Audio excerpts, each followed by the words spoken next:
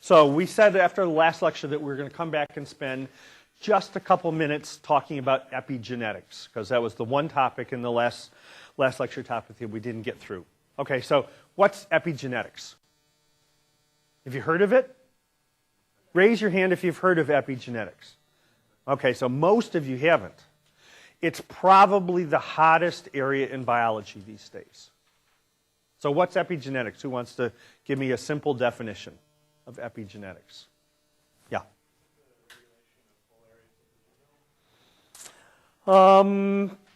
Yes. It can be, but not necessarily.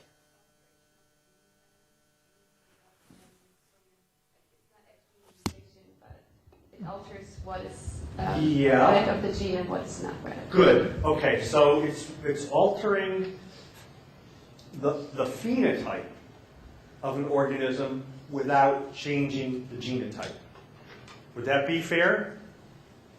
In other words, we're not changing the sequence of bases in the genome, but we're changing the phenotype by altering how those genes are expressed, whether or not they're expressed. And yes, it actually absolutely does have to do with characteristics of large areas of the genome. So the heterochromatin-euchromatin dichotomy that one of your study questions asks you to think about is largely related to this whole idea of epigenetics. So I want to spend just a second talking about it, if for nothing else, to give the idea of its importance in your mind. Okay, so epigenetics really has two components to it. Finally found some big chalk. There's DNA methylation.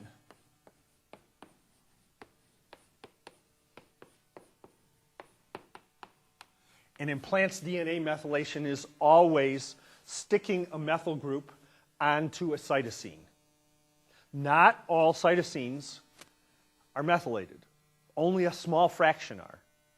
But methylation of the DNA decreases expression.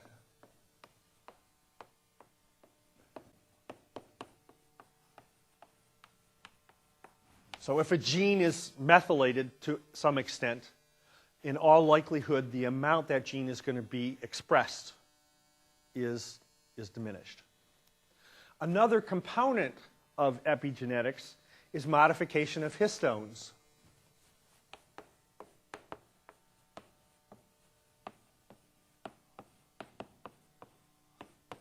And there's several different types of modifications that are possible. Remember what histones are? Histones are proteins that the DNA winds around. So if we think about a DNA strand that's all stretched out when it's being transcribed or when it's being copied, most of the time the DNA isn't like that. Most of the time the DNA is packaged around histones and folds up to varying degrees. The extreme of that is when the chromatin folds up to form the condensed chromosome at mitosis. So the histones play a huge role in directing the degree of folding of the DNA. And what this diagram, let's put the slideshow on here. What this diagram is showing you is that changes in histone modification, methylation is one common one, but also adding acetyl groups, CH3, CH2, adding methyl groups or acetyl groups to the histones changes the way the histones interact with each other and with the DNA. So for example, to have an RNA polymerase or a DNA polymerase move along the DNA and copy it to new DNA or new RNA requires that the DNA be unwound. It can't be wound around a histone and have that happen. So even simple things like transcription of genes requires modifications in the structure of the DNA. And so both DNA methylation and histone modifications play very important roles in determining whether or not single genes or whole groups of genes are expressed or not. Okay? And let me just say a couple more things about DNA methylation, because DNA methylation we're starting to learn more about it. So for example, when DNA is copied by mitosis, the copying does not automatically put the methyl group on. It's after the DNA is replicated that methyl groups are added to sort of match on the daughter DNA what exists on the parental DNA. That's called maintenance.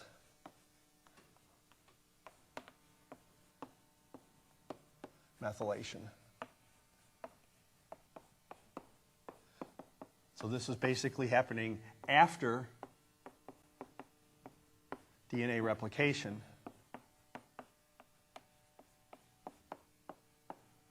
But before mitosis.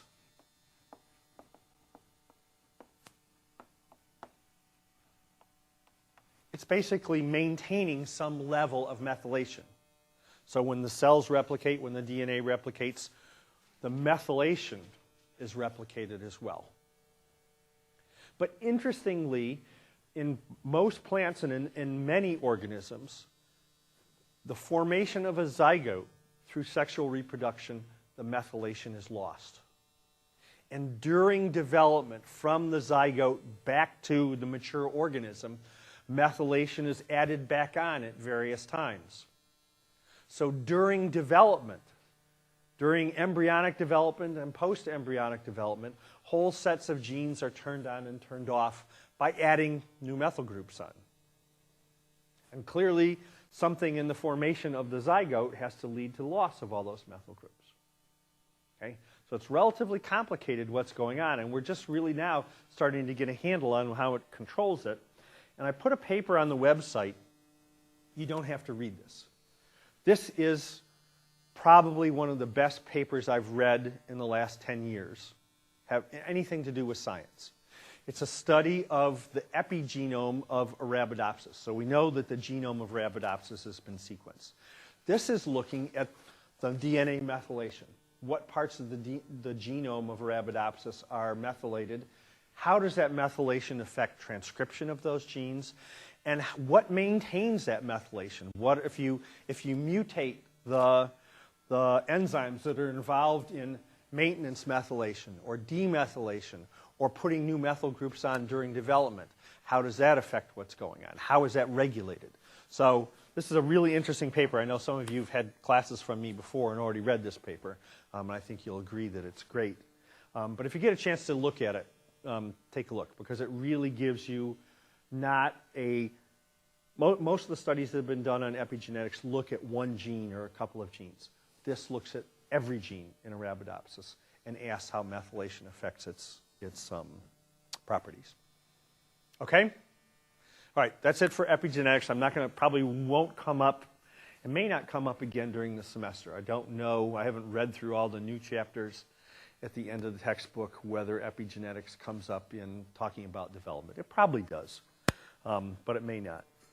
We just don't know enough about it yet. Okay, so let's switch gears then, unless there's any questions. Okay?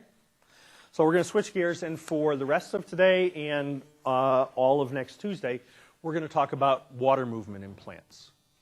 And if we're going to think about water movement in the context of stuff that we discussed in the previous lectures, one of the things that we need to be thinking about is what is the driving force? What is the free energy change associated with water movement that dictates where water moves, how fast it moves, what is the driving force? Is it being driven by diffusion or by bulk flow, those sorts of things.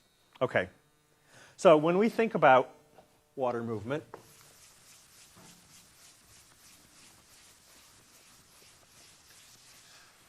we really need to think about two different scales.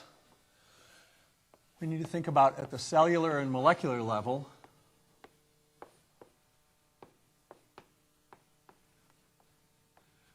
where at this scale, water movement is not always, but usually driven by diffusion. We talked about diffusion back in the second lecture related to thermal motion and concentration gradients. So we have sort of a good intuition that we'll reinforce today when we talk about diffusion. But when we talk about movement, water movement at the whole plant level,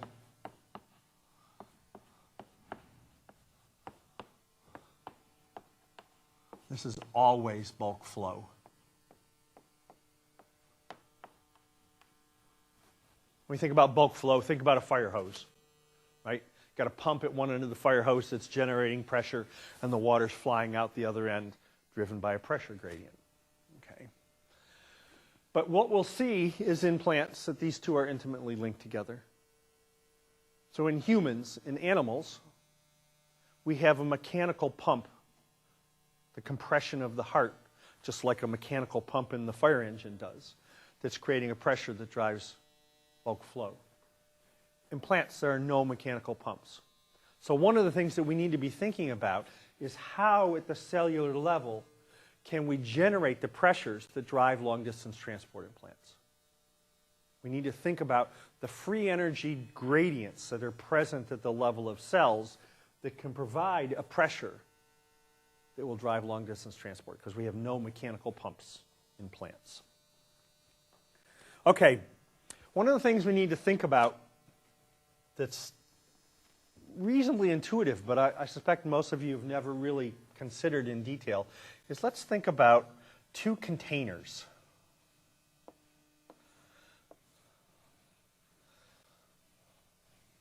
That are connected by a small area, okay?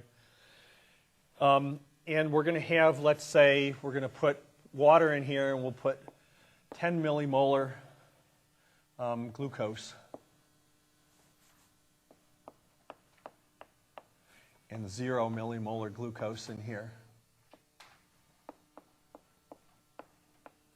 Sorry.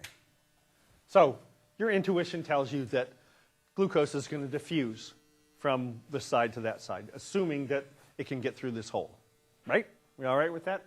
Okay. So what we want to think about is the idea of flux, because flux is really important when we think about transport. The units of flux,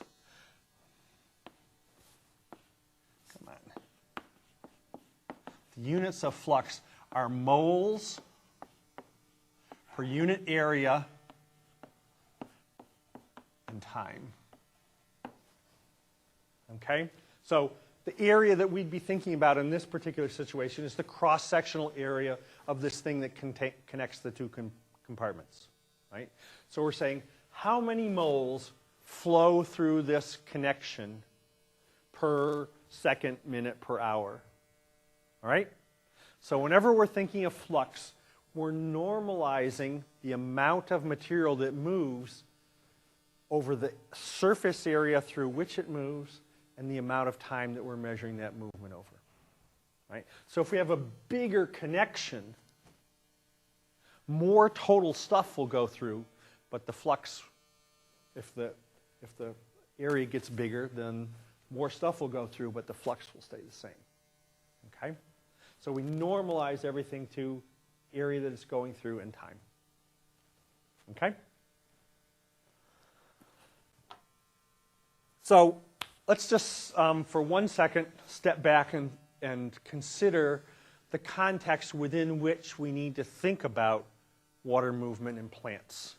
And in your textbook, the chapter starts off with a couple of diagrams that shows water use by, I think this is barley and wheat, water use. This is the amount of water the plant has taken up from the soil versus the yield of the crop, how much usable barley has been produced. Here's another one for maize. And it shouldn't be particularly surprising to you that as the water use goes up, the yield goes up, or the other way around. As the yield of the product goes up, it means the plant needs to use more water.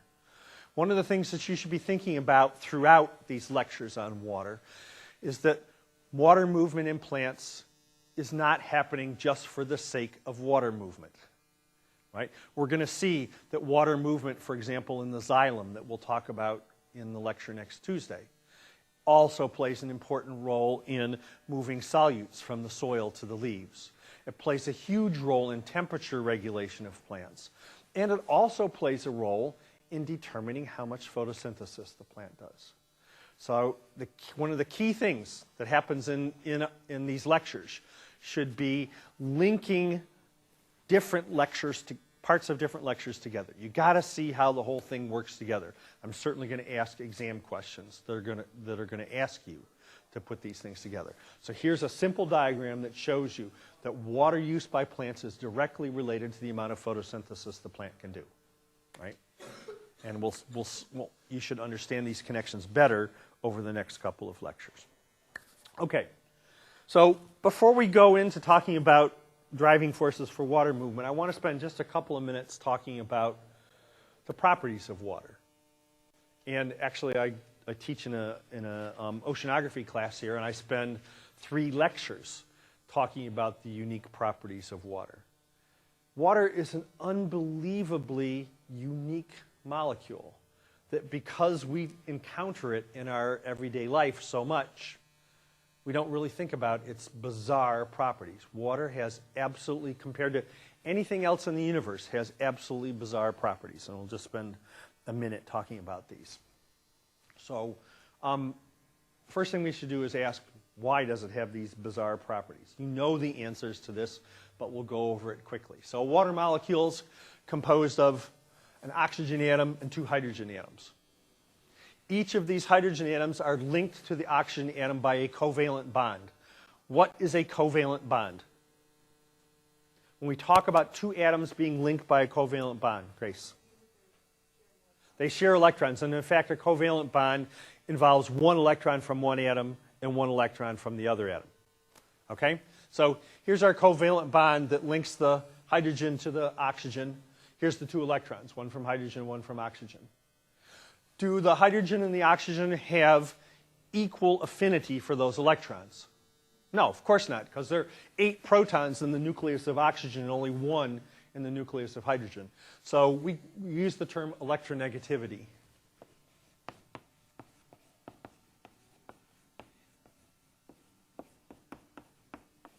Oxygen is more electronegative than hydrogen. It has a stronger attraction for the electrons that are in this covalent bond. So that means that if we look at the overall distribution of charge, there is more of a positive charge on the hydrogen nucleus than there is on the oxygen nucleus, because these electrons are spending more time closer to oxygen than they are to hydrogen. We call that a polar covalent bond. Polar meaning the electrons are not uniformly distributed. So it ends up that the hydrogen atoms have a slight positive charge on it. This is not ionization. This is not loss of an electron. It's just got more positive charge here and more negative charge towards the oxygen atom. But this isn't the only thing that contributes to the properties of water. Oxygen also has 2 orbitals that are not involved in bonding that each contain 2 electrons. They're non-bonding orbitals. They're pointing out into space away from the oxygen nucleus. And the fact that there's 2 electrons in those orbitals means those electrons are sticking out into space, giving that region negative charges. So when we look at a water molecule, the hydrogen nuclei have partial positive charges, and these 2 non-bonding orbitals that are sticking out in the opposite direction have negative charges. Okay? So water is a polar molecule. Uneven distribution of electrons. Now, no, the net charge is 0. But the distribution of electrons gives partial positive and partial negative charges. And the consequences of this, you know. You bring 2 water molecules close to each other, and the partially negative charged non-bonding orbitals on the oxygen attract the partial positive charges on the hydrogen atoms. And this is called a hydrogen bond. And all of the unique properties, or almost all of the unique properties that we'll discuss of water molecules, are due to the presence of these hydrogen bonds. So, question.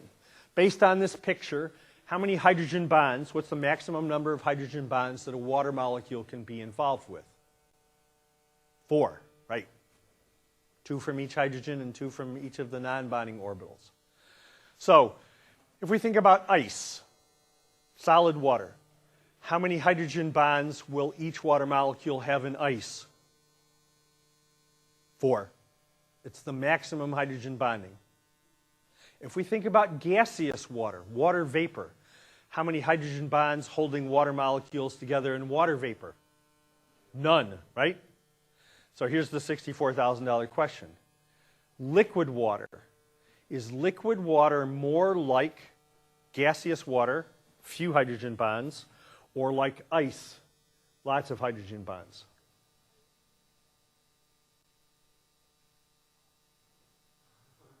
Well, is it in the middle? Yes, it's somewhere in between those two extremes.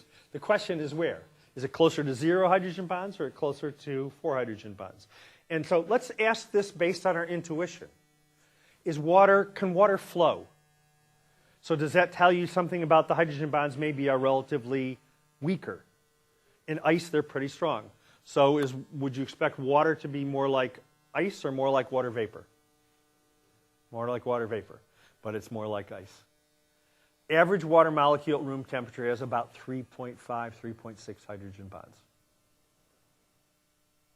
So our intuition steered us wrong there.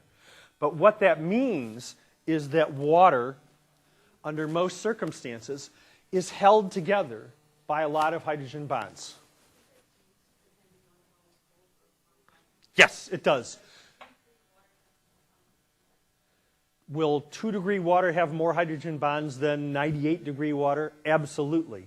But the difference between 0-degree water and 100-degree water is about 4/10 of a hydrogen bond. Okay? So over that full range of liquid water, even at the coldest temperatures, you've got 3.3 hydrogen bonds. And at the coldest temperatures, you've got 3.7. And at the lowest temperatures, you have 3.3. No, it doesn't make much difference, right? It doesn't make much difference.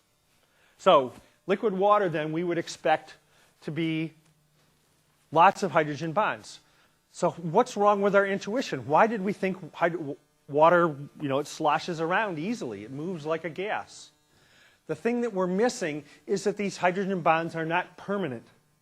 They're transient. They form and break really quickly.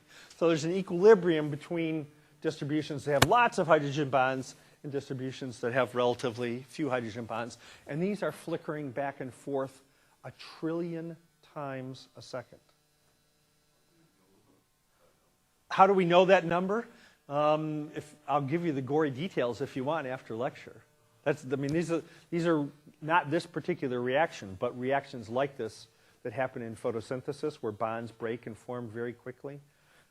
Laser spectroscopy allows you to be able to study those things on time scales of 10 to the minus 15th seconds. So, yes, we can figure that out. Although, in just a second, we'll encounter a problem that the best biophysicists still haven't been able to figure out. Okay, so we got an important idea about all these hydrogen bonds. Let's think quickly about the consequences of these as far as the properties of water are concerned. And if you read sort of general science stuff, you know about the importance of water. Astronomers who are looking for evidence of extraterrestrial life, what molecule are they looking for? Water. They're always looking for water. We have no basis to understand how life could exist without water. Why? What is it about water? Well, there's a couple things. We need to think about thermal properties.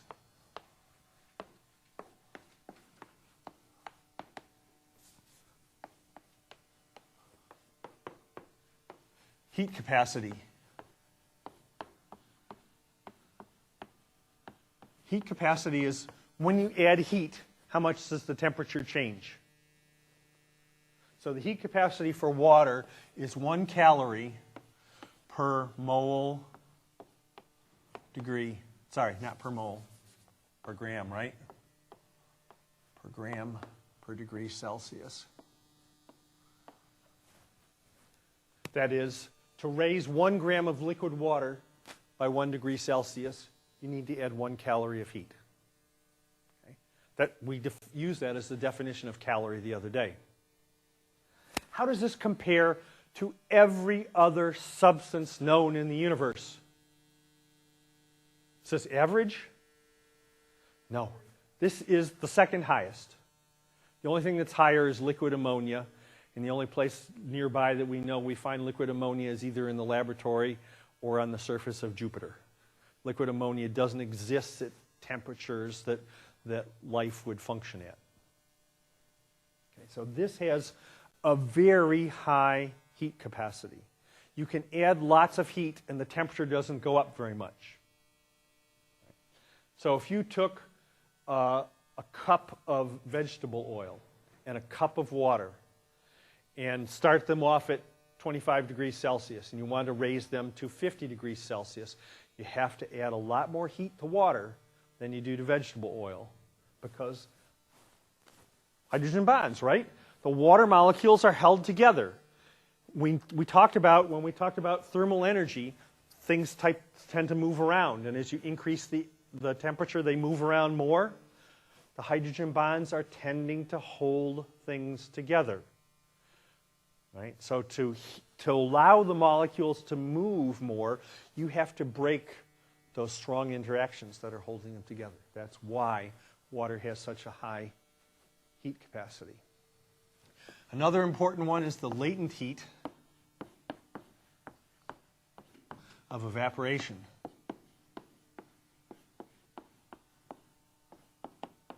This is basically the calories required to convert 1 gram of water or 1 gram of liquid at 100 degrees to 1 gram of steam, water vapor, at 100 degrees. Notice, the temperature didn't change. It's at 100 degrees. That's why it's called latent heat. It's latent because it's not causing any change in temperature. It's causing a change in phase from water molecules that have on average maybe 3.3 hydrogen bonds in the liquid phase to no hydrogen bonds in the gas phase. This latent heat of evaporation for water, I think it's 540 calories per gram. Higher than any other substance known in the universe. Yes? You talked about previously that water vapor has no hydrogen bonds. Yep. But why is it that, like, water vapor at high pressures and, like, high, and, like, low temperatures that it kind of behaves to be Water vapor at high pressures? not like a real gas. Like, it's not like the ideal gas, sorry. Yeah. So what if you increase the pressure, what's going to happen to at any given temperature? If you increase the pressure on a gas, what's going to happen to the spacing between the molecules?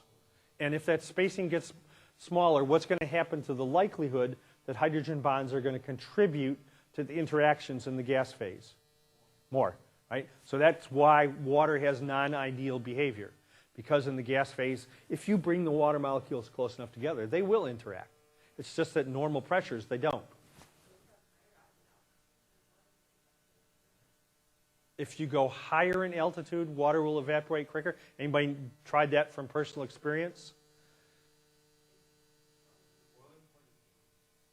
The boiling point is lower, right? So so it should boil easier at high altitude than it, yes, that's correct. That's correct. So, why are these important? Who cares? I mean, if you live in Denver, you have to cook your eggs long. If you're boiling your eggs, you have to boil them longer than if you cook them at sea level because the temperature's not as high for it to boil. But why do we care about? Why are we talking about this in plant physiology? Yeah. Because, like, because of this properties in water, water is a more stable environment, or like a more stable. Stable in what sense? That, like, for example, it prevents like temperature, and, like, not prevents, but it slows down like how temperatures go up and down. Okay. So let me put that in different terminology.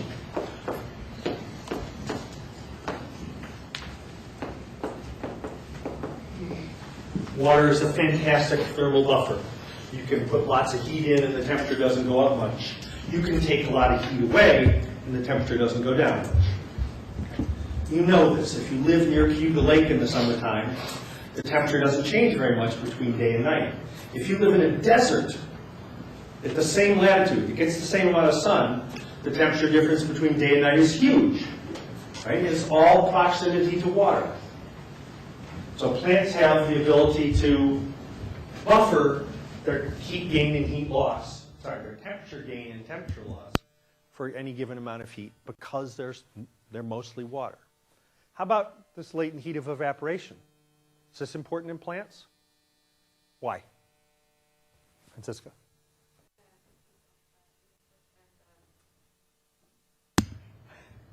The water that comes out of the leaves. Yeah, transpiration, right? So evaporation of water from the leaves gives the plants a huge ability to cool themselves, right? For every gram of water that evaporates, you give up 500 calories of heat, right? And that may not seem like much to you, but that's a lot of heat. So in other words, plants cool themselves by evaporating water. But in a global scale, plants are important here too, because what plants do is they take energy coming in from the sun to the earth.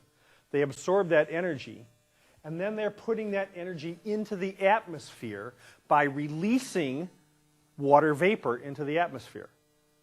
That water vapor's got now that energy. It didn't disappear. Remember, first law of thermodynamics. That energy's still there, but it's in the thermal energy of the water molecules in the gas phase. When those molecules condense to form water droplets in clouds, all that energy is released into the atmosphere. This is the driving force for weather and climate. Okay, so it's important for plants, but it's important on a global scale as well.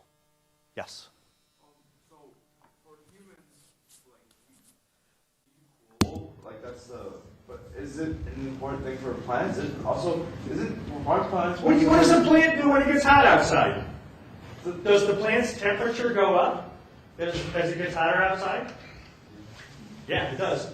If a plant couldn't evaporate water, would its temperature go up more? Yeah, and if it was a hot day, that plant would be dead. Right? So it's very important for plants. We'll talk more about this later in the semester, but it's critically important. Plants that live in dry environments for the same amount of sunlight coming in will be much warmer than plants living in wet environments, because those plants in the wet environment can afford to evaporate water. They can get more from the soil. Plants that live in dry environments can't afford to give up that water, so they have to be able to tolerate much higher temperatures. Okay? Yeah, so this is important. Okay, so some other properties of water we need to be thinking about, particularly in the context of today's lecture and tomorrow's lecture. Water is cohesive. What do we mean by water is cohesive?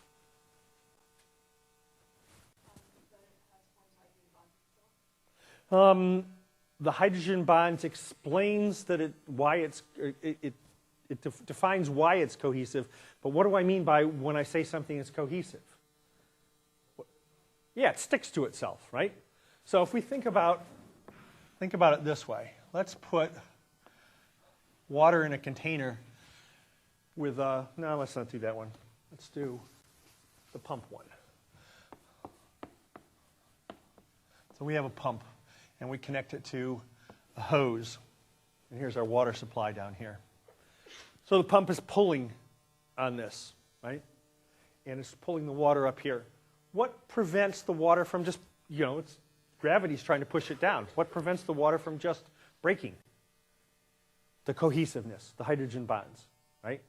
Water's more cohesive than any other liquid known, right? So can a leaf at the top of the tallest tree pull water from the ground up to the leaf? Tallest trees are 100 meters tall. Yeah. The strength of hydrogen bonds can pull water 1,000 meters before the column will break. We call this The cohesiveness, we also refer to it as tensile strength. How much can you pull on something before it breaks? In breaking, we mean break those hydrogen bonds and pull the water molecules apart from each other. Form water vapor bubble between two regions of liquid water. Okay? Water's very cohesive. So the length of the water column, does it depend on like the diameter? Yeah. If it's smaller. Yeah. So anybody ever try to pump water out of a lake by putting the pump up above the lake? Or how about a well? Anybody have wells at their house? Yeah? Where's the pump? Bottom of the well. Why is it the bottom of the well? Yeah, pushing is easier than pulling. The amount of energy that's needed is the same because you're overcoming the same amount of gravity, whether it's at the top or the bottom. But at macroscopic scales, you can only pull a column of water, I can't remember what it is, 30 feet, 32 feet, something like that. At microscopic scales, it's very different. At molecular scales, it's 1,000 meters. Okay, water's got enough tension to hold itself together 1,000 meters. So we'll see in just a minute that thinking about what's happening at the microscopic level and the macroscopic level are two different things for water. When you're saying that it can only pull it like on the macroscopic 30 feet or whatever, Yep. you're saying straight Vertically, yep. Yeah, not horizontally. Because remember, when we're going vertically, we have the force that's trying to pull the water up working against gravity, which is trying to pull it down. Right? And what happens is you get a bubble of water vapor in the middle of the hose. And once you got that bubble of water vapor, you no longer have the hydrogen bonds, and it just expands until the hose is all full of vapor. You can't pull it up anymore. And we'll see that that happens in xylem in plants, too. We'll talk about that on Tuesday. Okay? So, cohesive properties of water are important in terms of transport.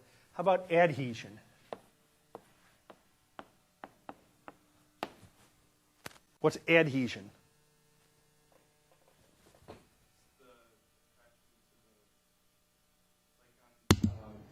like a capillary reaction or whatever. The attraction to the walls of whatever is being drawn. Yeah, so the attraction or repulsion of water from surfaces. Right? So if it's a hydrophilic surface, if the molecules that make up the thing that contains the water are hydrophilic, the water is going to want to stick to it. Right? That's adhesion. So here's a good example. This is an example of cohesion. Droplets of water on a spider web. But what's mostly surrounding that water droplet? Air. Is air hydrophilic or hydrophobic?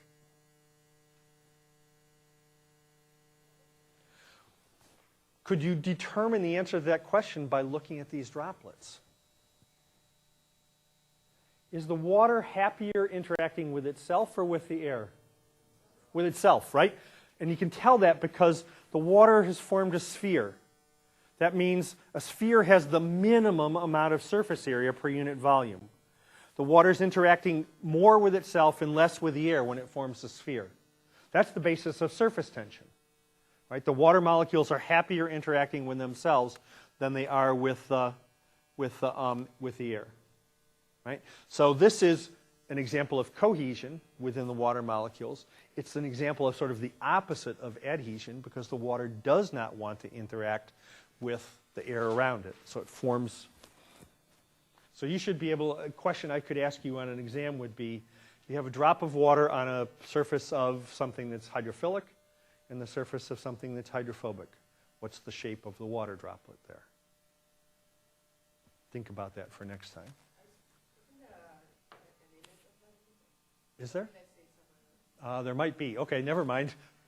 Make sure that you can explain why the water takes the shape of it that it does based on the things we've just talked about. Okay, so when we think, oh, one more thing we need to add to this list. Compressibility.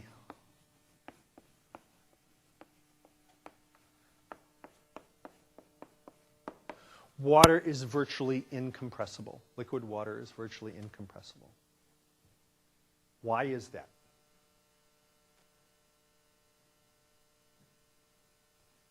Why is water so incompressible compared to any other liquid? Yeah.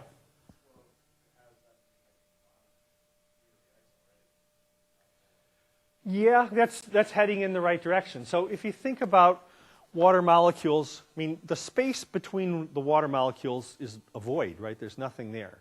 You could physically push those water molecules together and make them more dense. Why doesn't that happen? Because they're held in place by the hydrogen bonds, right? Right, so we're drawing, when we look at pictures of water molecules, you know, on a page like this, we're making the water molecule look really big. The water molecules are tiny and they're separated by large spaces of nothing. Right? You could compress those water molecules much more, but they don't compress because on the average, if they have 3 hydrogen bonds, they're held in 3 dimensions relative to their neighbors. So it's very difficult to compress water. So the cohesion, adhesion, and compressibility play huge roles in movement of water at the macroscopic level in plants. And the thermal properties that we talk about are obviously very important in maintaining relatively constant temperature for the plant. So we'll see lots of examples of those in just a second. Okay? All right with this so far? Please don't hesitate to ask questions if something doesn't make sense. All right. So we want to go back to these 2 sort of limiting cases of water movement. At the molecular level, diffusion, and at the whole plant level, bulk flow. So let's start off with diffusion.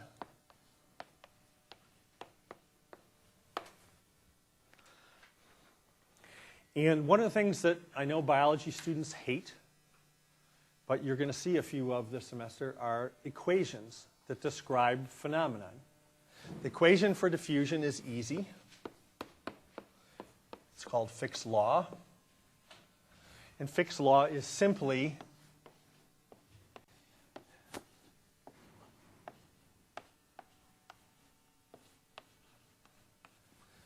J. We always use J to represent a flux. Remember, flux is moles per unit area per unit time. dC dx, this is the concentration, change in concentration over time. This is the concentration gradient.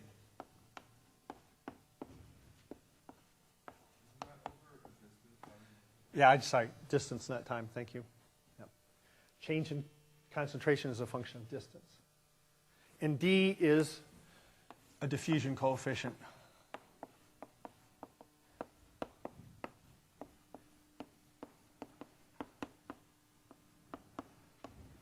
It's basically, you could think of it as the resistance to diffusion in a particular environment. So where is D going to be larger? In air or in water? Where is D going to be larger? In air or in water? And whenever you say air or water, you also have to say why. Right? Get used to that. If I forget to ask you on a question to explain your answer, explain it anyway. I always want you to explain. Why? Which one's going to be faster, air or water? Anything. Why?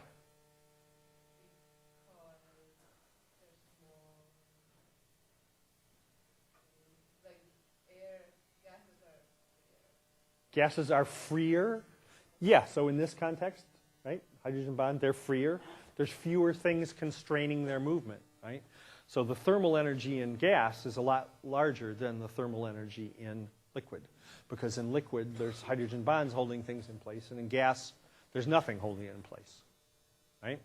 So when we think about D, you can think of it as basically resistance to diffusion due to the environment, due to the characteristics of the environment. So is D temperature dependent? Yeah, absolutely. D changes as a function of temperature. So if we think about small molecule, glucose in water at 25 degrees. D is on the order of 10 to the minus 9th. Make sure I get the units right.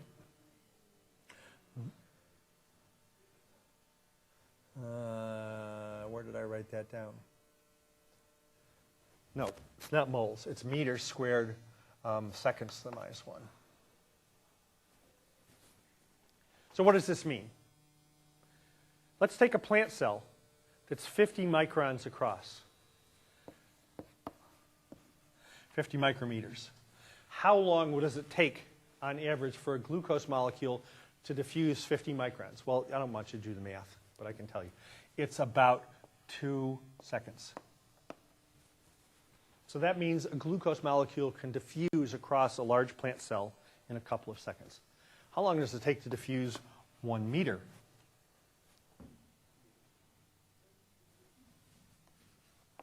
$30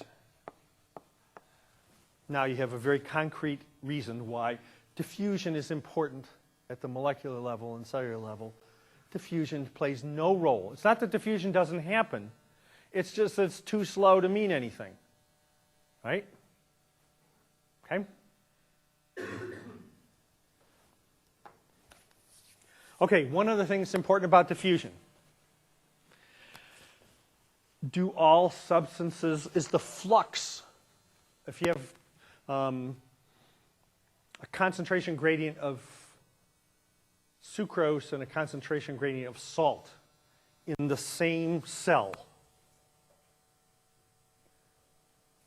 do the two diffusion of salt and glucose happen, are they dependent on each other or are they independent of each other? In other words, do solutes that are diffusing in water or in air, does the movement of one affect the movement of the other? Are they dependent on each other or independent of each other? Does it depend on the concentration gradient? Of course. But which concentration gradient, if we're talking about glucose, which concentration gradient does that depend on? Does that depend on the salt concentration gradient? No. And this is a property of the medium in which it's diffusing. So it doesn't affect that either. So basically, the diffusion of solutes are independent of each other under most circumstances. There are some where that's not the case, where two solutes might interact with each other strongly.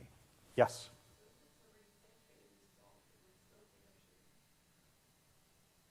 If a solution is already saturated with salt, will it take up, can you dissolve sugar in it? What do you think? Is that a diffusion problem? It is not a diffusion problem. It's a problem of how many of these water molecules are available to interact to make the solute soluble. That's a completely different problem than diffusion. So no, when it comes to solubility, they're not independent of each other. But diffusion and solubility are two different things. Okay? All right, so let's contrast this with bulk flow. As I said, bulk flow, you've got lots of practical experience with it. You know, drinking soda through a straw or a fire hose. That's bulk flow.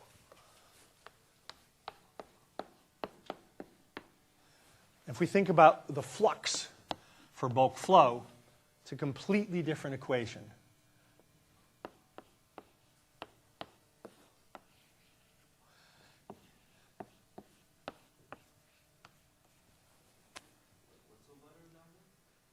This is a new, Greek new. Don't worry about it. I'll explain what it is in just a second. So the key thing here is there's no concentration gradient. Now we're talking about a pressure gradient. Right? You know from practical experience, bulk flow is driven by pressure differences. The pump in the fire hose or the pump in your heart. Right? Pi r is the radius of whatever it's being pumped through. So r to the fourth, that's a very steep dependence.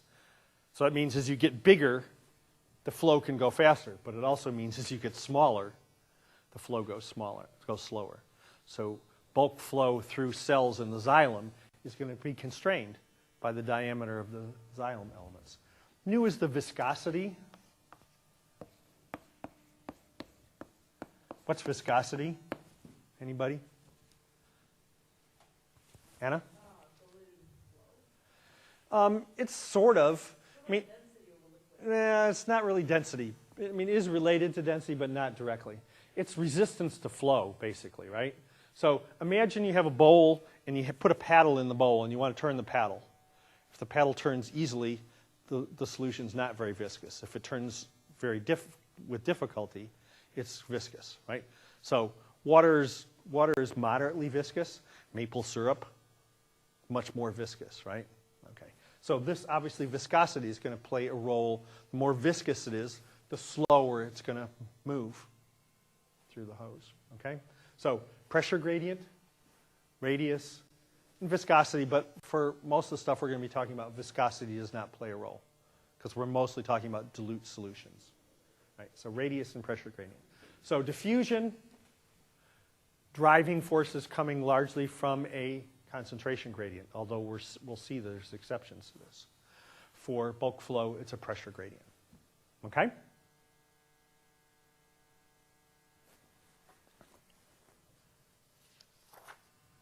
All right, so now we got to put one more step in this before we put it all together.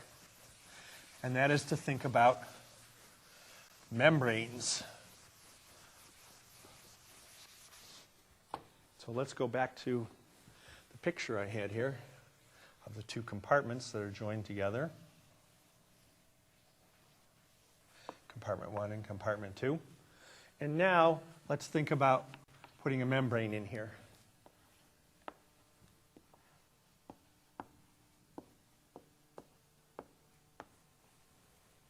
What are the properties of membranes that we talked about back in the first lecture that are really important? Why should we even be considering membranes when we're talking about movement of water? I mean, cells have membranes, okay.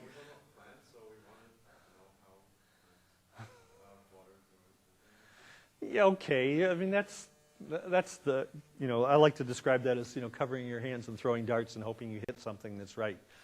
You're heading in the right direction. Is water important in any cell? Right? Plant cells? Yeah, okay. What is the characteristic of a membrane, any membrane, that's important? Why do plants have membranes? They have selective permeability, yeah.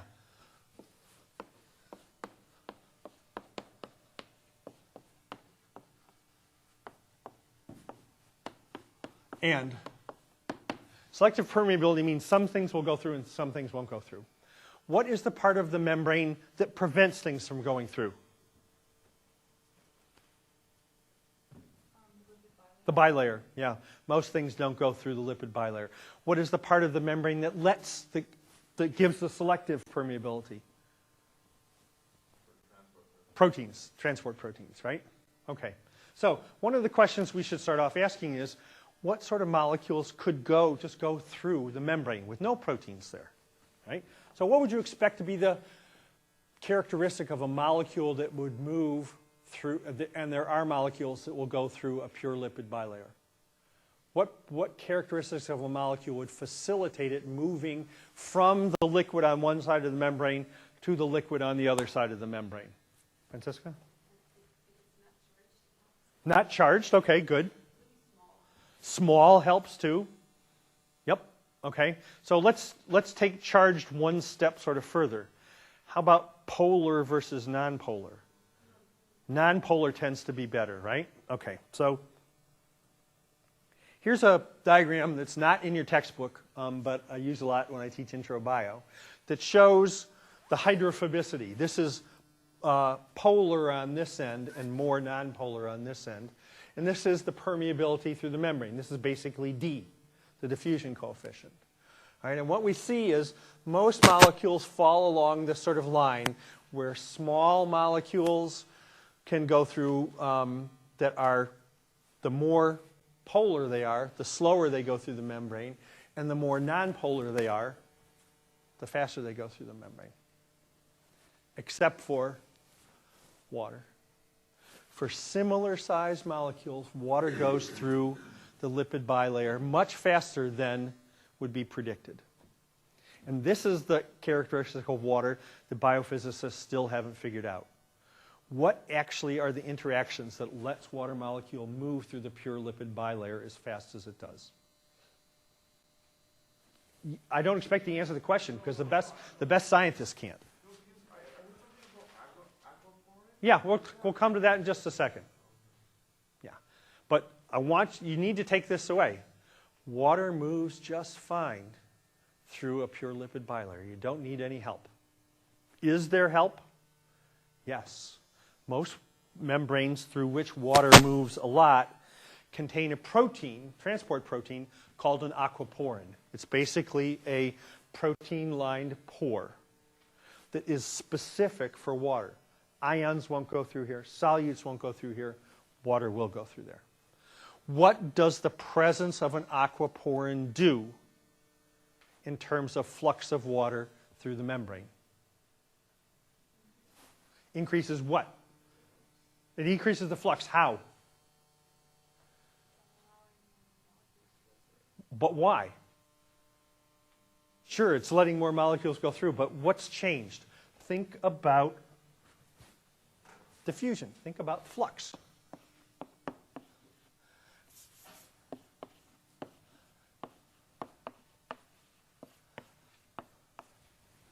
We change the concentration gradient by adding an aquaporin. If the flux goes faster, what changed? The resistance to diffusion is lower, right? In other words, an aquaporin provides a low resistance pathway for water molecules to move across the membrane. In fact, that's what any transport protein does. It provides a low resistance pathway that allows that to move across the lipid bilayer where, think about it from an enzyme perspective. How stable is a polar molecule going to be, would you expect it to be, in the middle of a nonpolar environment? Not very stable. So if we draw the activation energy barrier from going from let's say outside to inside a cell, outside it's stable, inside it's stable, but going through the membrane, it's hard to do that. It's unstable there. Costs energy to do that. What did we do with the aquaporin? We lowered that barrier by providing an environment where the interaction between the water molecules and the protein is a lot better than the interaction between the water molecules and the inside of the membrane. Okay? So why do we have aquaporins at all? Two important things. Anna. Can speed up the rate. Yeah, so it allows water to go across faster than it would if it was just the pure lipid bilayer. And the fact that aquaporins are there, does that tell us that speeding up the rate is probably important? Evolution chose those for a reason, probably, right? What else? One other important thing you need to think about for aquaporins and transport proteins in general. What else? Okay, Anna.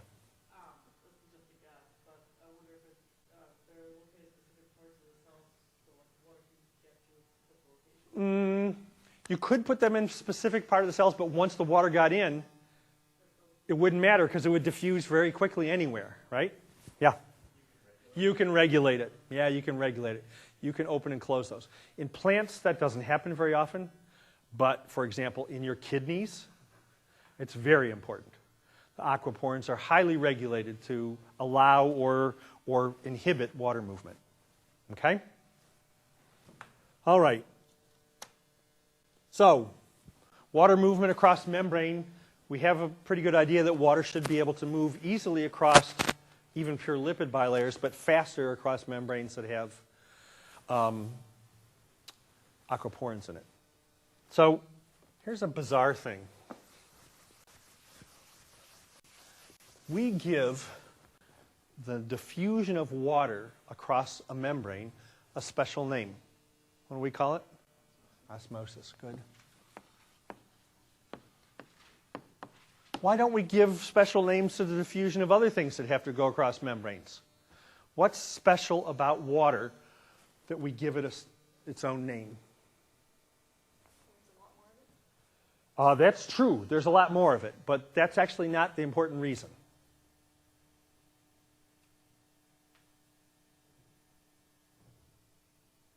Okay. If I take a cell and it's in, let's just say it's in water suspended in a solution where the total ion concentration inside the cell is equal to the total ion concentration outside the cell. And we'll see in just a minute that that should mean that the the water potentials are in equilibrium and no water moves. And we add a bunch of salt outside the cell. What happens more quickly? The salt diffusing across the membrane in response to the salt gradient, or the water moving across the membrane in response to the water gradient? Yeah. So the diffusion coefficient for water is much greater than the diffusion coefficient for solutes. So even though the solute might be permeable through the membrane, its permeability is typically very small compared to the permeability of water. So if you change the solute concentration, the first thing that happens is water moves. The solute may diffuse after that, but water always moves more quickly. That's why we give water diffusion across the membrane a special name, because it happens so much more quickly than any other solute moving across the membrane. Right? All right. So let's think about,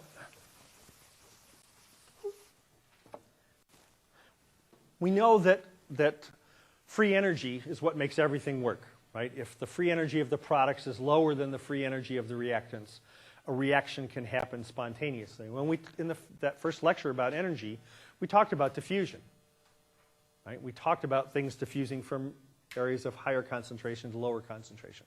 When we talk about diffusion of water, it's the same thing. Water diffuses from regions of high concentration to regions of low concentration. We want to talk about the components of the free energy of water.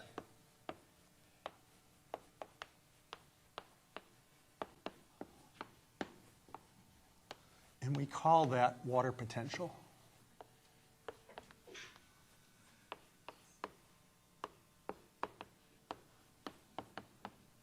And we give it psi W. That's the water potential. And this is equal to the free energy. We give it a different name because we're going to break out the various components that contribute to water potential at the cellular level. Okay? So water potential is just a measure of free energy. So when we think about water movement, we want to think about delta psi W. If delta psi W is less than 0, water can move. If delta psi W is greater than 0, water won't move unless you put energy in, right?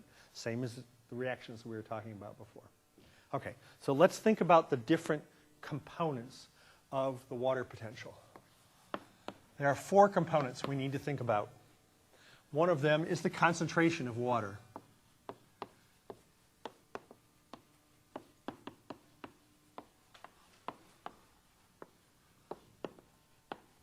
What's the concentration of water in pure water? Anybody know? No. When we say concentration, what are the units? Moles per liter, right? Is there 1 mole of water per liter? What is it? Anybody know? 55. 55.5 is the concentration of water in pure water. 55 moles per liter. What's the concentration of water in a cell? In the cytoplasm? It's, okay, good, lower. How much lower? Is it 10? It's like 55.3.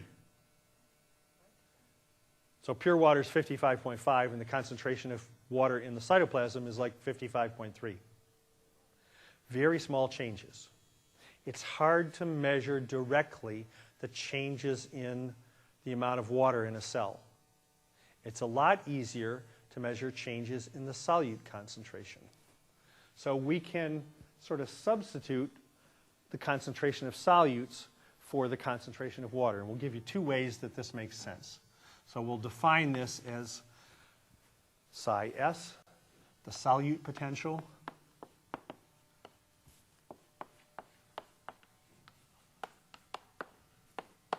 and let's think about this in the context of the aquaporin, okay?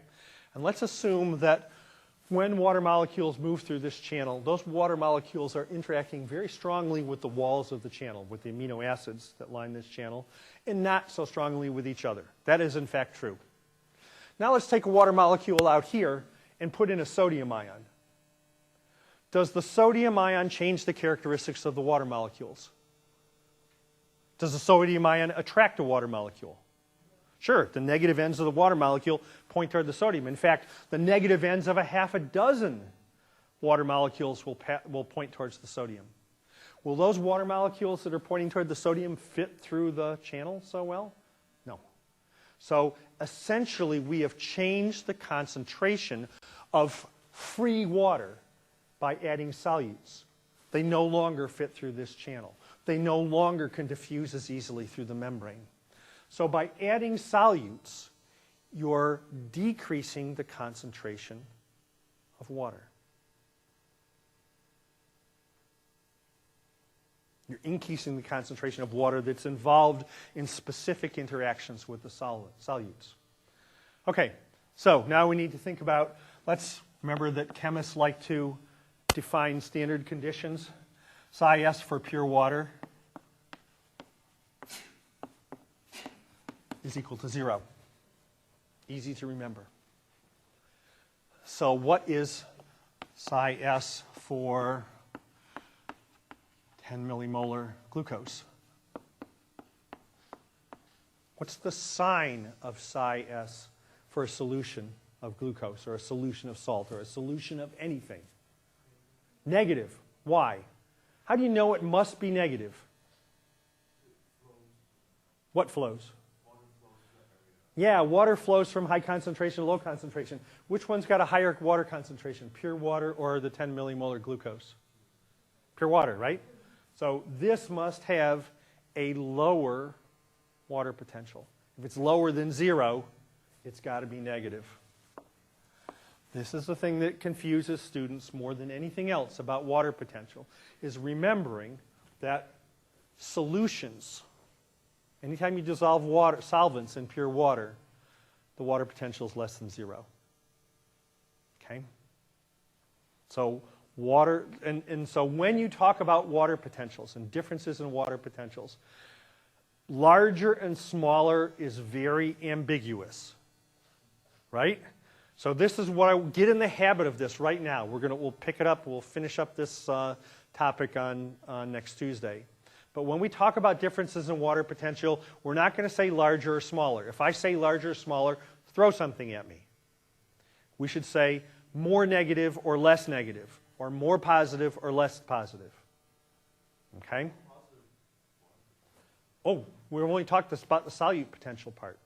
How about pressure? Can you have a positive pressure? Yeah, put some water in a straw and blow on it. Will it go out? Yeah, will it turn a pump on? How about negative pressure? Can you have negative pressure? Sure. If you pull on a column of water, right, suck on the straw, you can create negative pressure. So psi P can be greater than 0, less than 0, or equal to 0. So if you sum these two together, depending upon which one's larger, you can have the water potential be less than 0 or more than 0. Or you could have the special case that we'll talk about next time, where the solute potential is less than 0 and the pressure potential is greater than 0, but the sum of them is 0. That's a possibility too. Okay, so we're over time. We'll pick this up. We've got about, probably 10 more minutes to do in this lecture. Okay?